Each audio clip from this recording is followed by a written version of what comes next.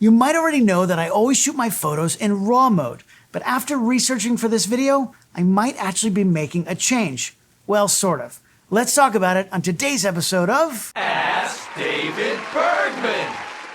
Hey there everybody, welcome back. Here I am, as always, answering your photography questions right here on Adorama TV.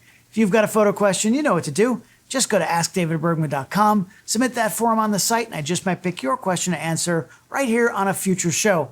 Also, just a really quick mention, if you want to keep in touch with me outside of YouTube, I've created a new webpage with all of my links on it. You'll find my social media accounts, links to my live workshops, one-on-one consultations, and you can subscribe to my email list. It's all at thedavidbergman.com. Check it out after you watch today's video, and I'll also put a link down in the description below. Okay, today's question was sent in by Gladys K, and she wants to know, Hi David, what's the difference between shooting RAW and sRAW formats? I just bought a Canon R1 and I read that the file size is smaller with sRAW, but everything else is exactly the same. Is there no compromise in image quality? Thank you in advance. Well, thank you Gladys for sending that in. I do certainly appreciate you watching and contributing to the show. Congratulations on the R1. It's an amazing camera and I think you're going to love it. Now, as always, let's start with a simple overview of what RAW files actually are. As you probably know, your camera lets you shoot in different file formats like JPEG, TIFF, and then there's another one called RAW. Each camera brand has its own proprietary RAW format.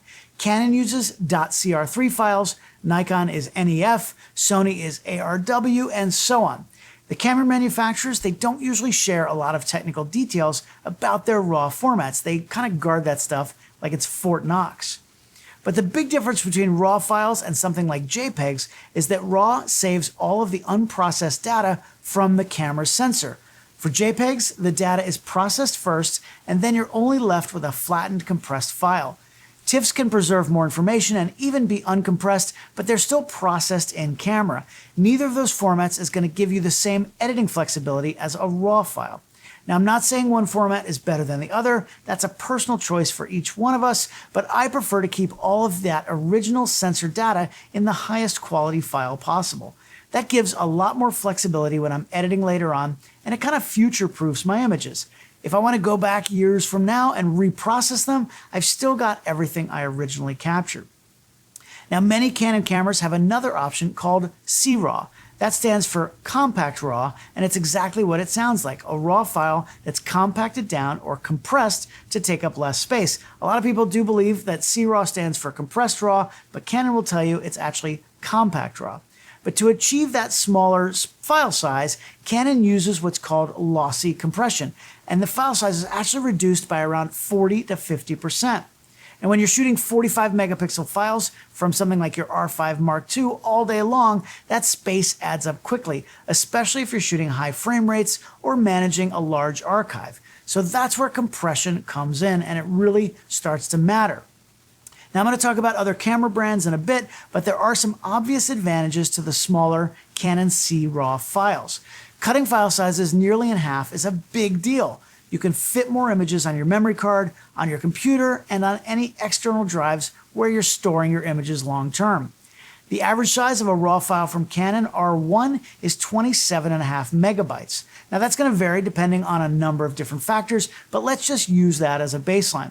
The average cRAW file, it drops the files down from 27.5 to 12.4 megabytes. Not megapixels, megabytes. That's file sizes, not resolution.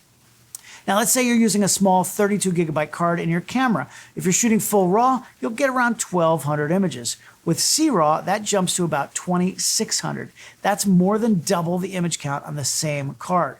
And when you move those images to your computer or to backup drives, they're going to copy over faster and take up way less space. That could save you money on storage, or at the very least, delay how soon you'll need to upgrade. You can also shoot longer before your cards or drives fill up. Now, besides saving space, there's another reason to consider cRAW, and that's buffer performance. If you shoot long bursts for things like concerts, sports, or wildlife, you've probably run into the issue where your camera either slows down or temporarily stops shooting. That's the buffer filling up. The temporary internal memory that holds images before they get written to your card can only hold so much data before it's full. Now, if your card can't keep up, especially if you're using slower SD cards, you're going to hit that buffer limit a lot faster. And that can be incredibly frustrating if that once-in-a-lifetime moment is happening right in front of you and your camera won't shoot. Now, if your file sizes are smaller, the buffer can hold a lot more before it fills up. Let's take the Canon R6 Mark II as an example. According to the manual, with the mechanical shutter and a UHS-1 SD card, you can shoot about 85 full RAW images at 12 frames per second before that buffer fills. That's about 7 seconds of continuous shooting. But if you switch to sRAW, it jumps to 240 frames. That's up to 20 seconds of nonstop shooting at 12 frames a second. And with a faster UHS-2 card, you get 110 RAW shots before the buffer fills and over 1,000 in sRAW. Canon doesn't even list it as an upper limit because you probably are never going to hit that. Now, there are other things that affect buffer performance, like card speed, image complexity, and camera settings. But the size of your RAW files, whether you're using full RAW or sRAW, is one of the biggest factors.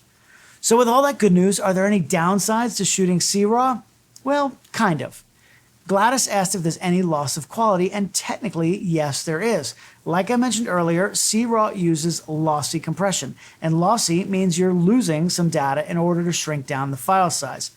Now, it's not just throwing out pixels at random. The camera uses smart algorithms to remove redundant or subtle tonal information that it thinks you're not going to miss.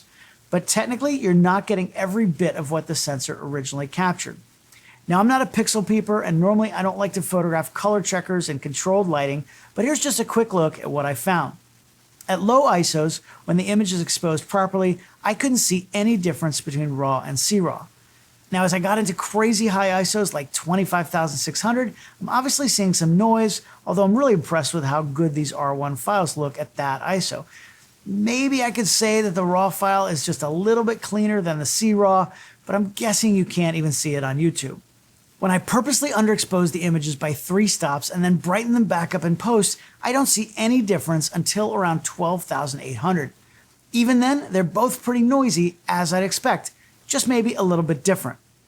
In real-world situations, though, it's going to be challenging to tell the difference. Unless you're really trying to save a file that is very underexposed at super high ISOs, sRAW is going to hold up for you just fine.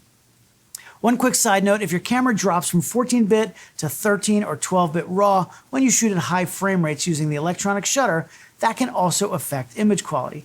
That's not caused by sRAW, but it can combine with it. So if you're using both, take a look at your files and just make sure you're happy with the results before you commit. But even having said that, I think you're going to have a hard time seeing any real difference. The only other potential downside I can think of is compatibility. There's always a chance that third-party software might not support the format. But if software companies like Adobe, Apple, and Capture One are going to go through the trouble of adding support for a new RAW format when a camera is released, it makes sense that they would support the compact RAW version too. A lot of people shoot sRAW, and it just wouldn't be smart business to leave that out. That said, I did find a few reports of Apple Photos and Capture One having trouble with Canon's RAW burst mode. Now that's a special feature where the camera shoots a high-speed burst and saves the entire sequence inside a single file. Then you can go back later and pick the exact frame you want.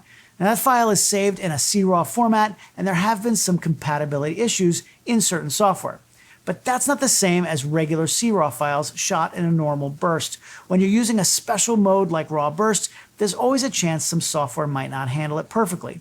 In those cases, it's usually best to use the manufacturer's software like Canon's Digital Photo Professional to work on those images. Now, something else to point out here, sRAW is an option in Canon's modern mirrorless cameras, but some of the older DSLR models had different settings called mRAW and sRAW. Now, that can be confusing, but that actually stands for medium RAW and small RAW. Now, those were completely different from sRAW. They give you smaller RAW files, but not by compressing them. Instead, they lowered the resolution. For example, the Canon 5D Mark III shoots full-resolution RAW files at 5760 by 3840 pixels, which is about 22.3 megapixels. Set it to mRAW and your images drop to 3864 by 2576, or around 10.5 megapixels. And sRAW, small RAW, cuts that even further to 2880 by 1920, or about 5 megapixels. And most photographers would probably prefer to shoot full resolution and then downsize later in post if needed. But at the time, those options could have been useful for saving card space or speeding up your workflow if you needed it. Just to be clear though, sRAW keeps the full resolution of the sensor and just reduces the file size by compressing it. You're still getting every pixel. The files just take up less space. Now Gladys's question was about Canon, and that's what I shoot. I am a Canon Explorer of Light, and I know that system the best, but other camera brands also have their own RAW formats and options. Sony and Nikon both offer a lossy compressed RAW format, just like sRAW, and the pros and cons are pretty much the same. But they both also offer a lossless compressed RAW format, and honestly, kind of confuses me a little bit. If it's truly lossless, then I can't think of a good reason to shoot uncompressed RAW unless you're running into some kind of rare software compatibility issue. You're still getting all of the original sensor data, just in a smaller file. Kind of should be the default format. The only decision then should be between lossless compressed and lossy compressed, just like we're trying to decide here between Canon's RAW and Canon's sRAW. So which one should you shoot? I'll be honest, I came into this video as someone who only shoots full RAW. My thinking has always been pretty simple. I've got this incredible computer in my camera that captures detailed information and saves it to a high quality file. Why would I want to throw any of that away? I'd rather have all of the data so I can make the best decisions later in post. And maybe that made sense in the early days of digital. I am a creature of habit though, but after doing all of the research, it seems like Canon's engineers have done a pretty good job. With today's modern cameras, they've built a way to shrink that RAW file size down without giving up anything we're likely to notice. Now, if you're shooting something like astrophotography, where you're in very dark conditions using really high ISOs, and you often pull shadow detail out of complete darkness, then full RAW might be the better choice for those images. The same goes for landscape photographers who regularly push and pull exposure across a wide dynamic range. If you're doing work that involves detailed compositing or heavy retouching, starting with the cleanest, most complete file could give you more room to work. And of course, if storage space isn't a concern for you, then go for it. Shoot those large RAW files. I have a network-attached storage device with over 100 terabytes of files. If I had shot sRAW on even half of those, I would have saved a ton of space, and I probably wouldn't already be thinking about expanding my storage yet again. Side note to my friends at Canon, can we please get a RAW to sRAW converter? If I could run that on most of the images in my archive, it would free up dozens of terabytes. That would be incredible. I guess a guy can dream, right? So until we have that, Gladys, I now believe that sRAW is a great way to save space and extend your buffer without giving up anything meaningful in terms of image quality. I actually think I'm going to switch to sRAW for my next few concert shoots and see how it goes. I'm going to be honest, I'm a little nervous about it, but my images are used for things like billboards and big tour posters and magazine ads, so they've got to hold up. But my gut tells me I'm not going to have any issues. What do you all think? Do you shoot sRAW? Am I going to regret switching?